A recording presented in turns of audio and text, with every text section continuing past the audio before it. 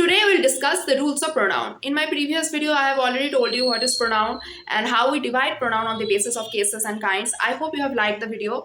And now in this video, I'll discuss all the rules of pronoun. And this is part 1. There's another more part that I'll upload later on.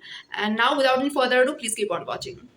Rule number 1. Okay, in case of it is or it was, so as, such as well as, then अगर comparative degree में है तभी ये rule applicable होगा. Okay.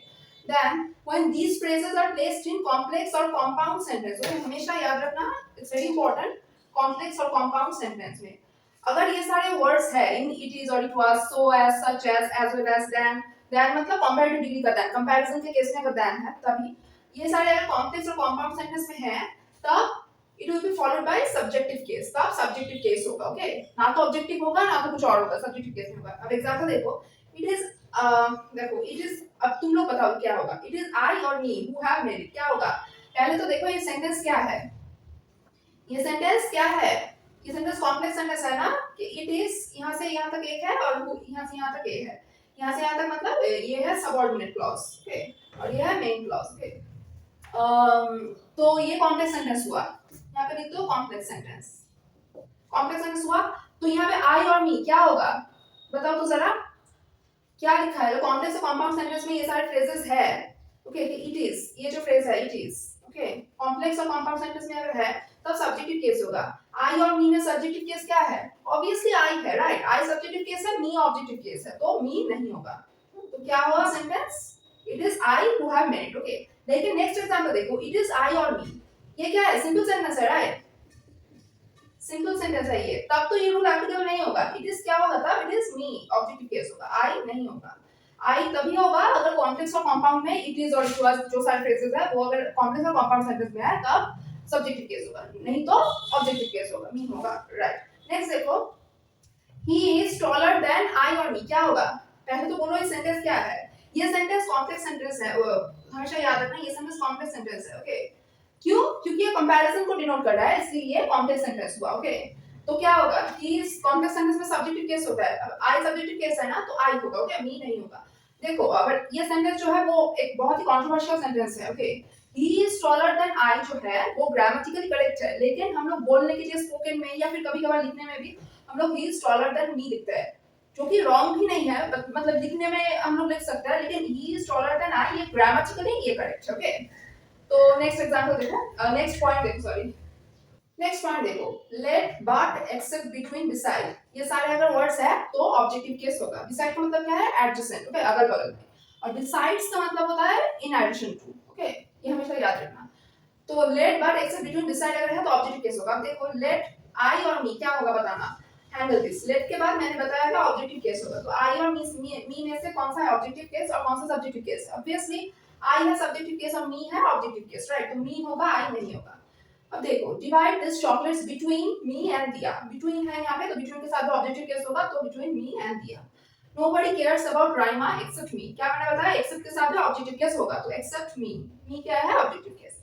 There was nobody but me in the room, but भी है यहाँ पे, बट के साथ ऑब्जेक्टिव केस होगा, तो there was nobody but me in the room.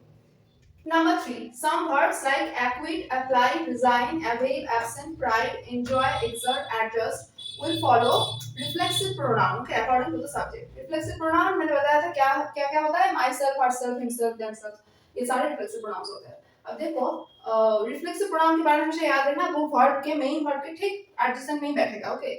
इसके देखो, I absented myself from school, okay? The soldiers acquitted themselves well in the battle. They enjoy क्या है? मेन वर्ब है, उसके बाद भी बैठेगा. They enjoyed themselves during summer vacation. अच्छा, इसमें थोड़ा सा मतलब ये जो है ये रिफ्लेक्सिव प्रोनाउन ये हमेशा नहीं बैठेगा. अगर मैं लिखती ये होगा, अगर मैं लिखती they enjoyed the movie last night. They enjoyed the movie last night. तब क्या रिफ्लेक्सिव प्रोनाउन होता? नहीं होता, क्योंकि उन लोगों ने मूवी को एंजॉय किया.